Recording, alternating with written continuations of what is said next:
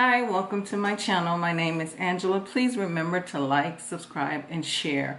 Before I get started, I want to go over my disclaimers. If you are in immediate danger, please call 911, or you can reach out to the domestic hotline at 800-799-SAFE, 800-799-7233. And for mental health resources, reach out to NAMI at 800-950-NAMI. 800-950-6264, and you can also text at 741741. Excuse me.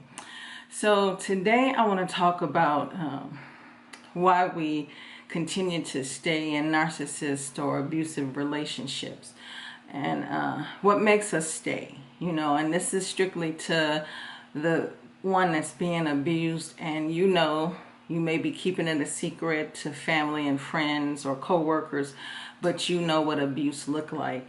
And the short answer is that we don't have self-worth. We think that person that we have is the best that we can do. And you may have now been in this relationship for over 10 years, and you have tried to fix this person, which I've told you before, you can't fix a broken person.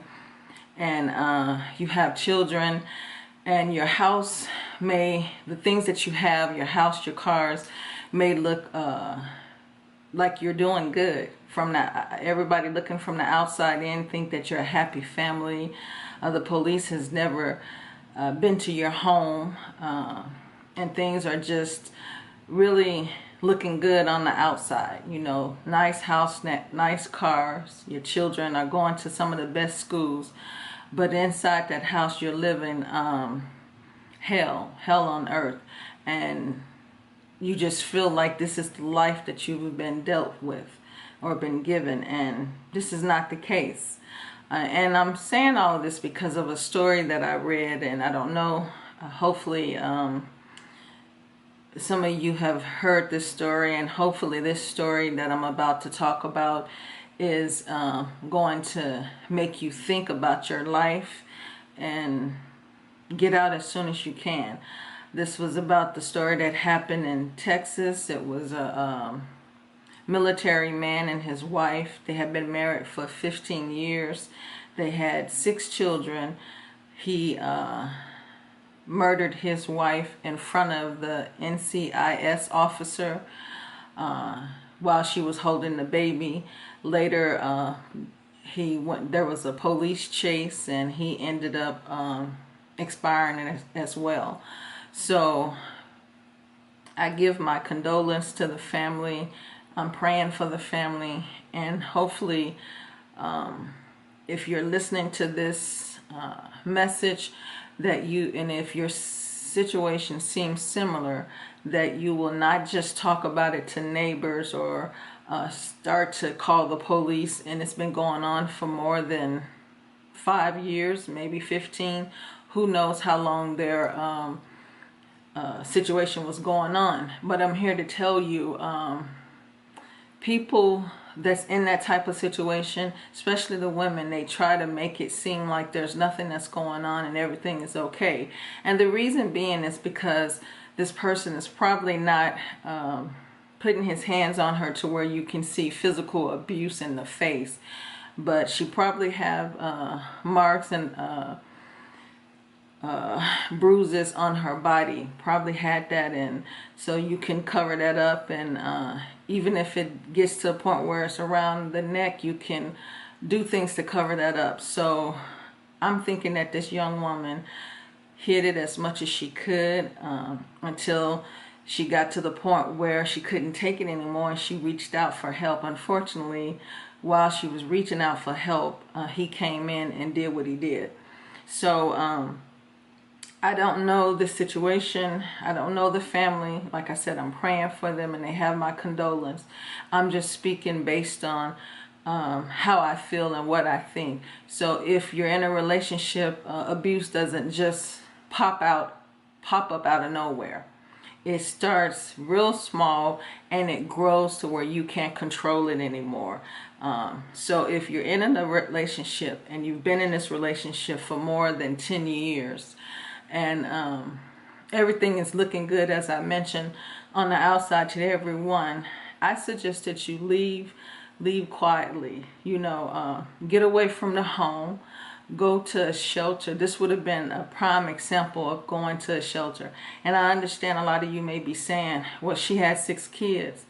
And it's not fair for you to disrupt their lives because of what's going on in your marriage.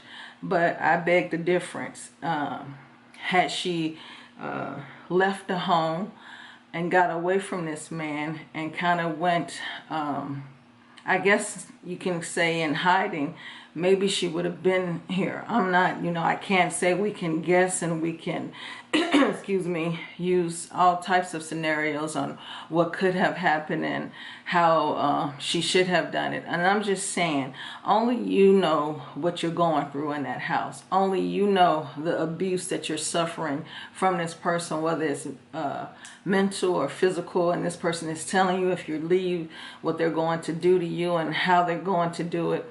Only you know. But there are some things that you can do, and I know it's not the best option, but who knows how this could have turned out if she had taken the kids maybe to a family member, or just went to a shelter and explained to the NCIS officer that she doesn't feel safe and that this is why she's at the shelter. They would have worked with her and gotten a little help. I can't say that this would have prolonged her life. You know, I can't see into the future, but certain things can change an outcome, can change a situation to where maybe he would have thought twice, maybe he would have got the help that he need, and maybe the military could have stepped in and made sure that she was taken care of.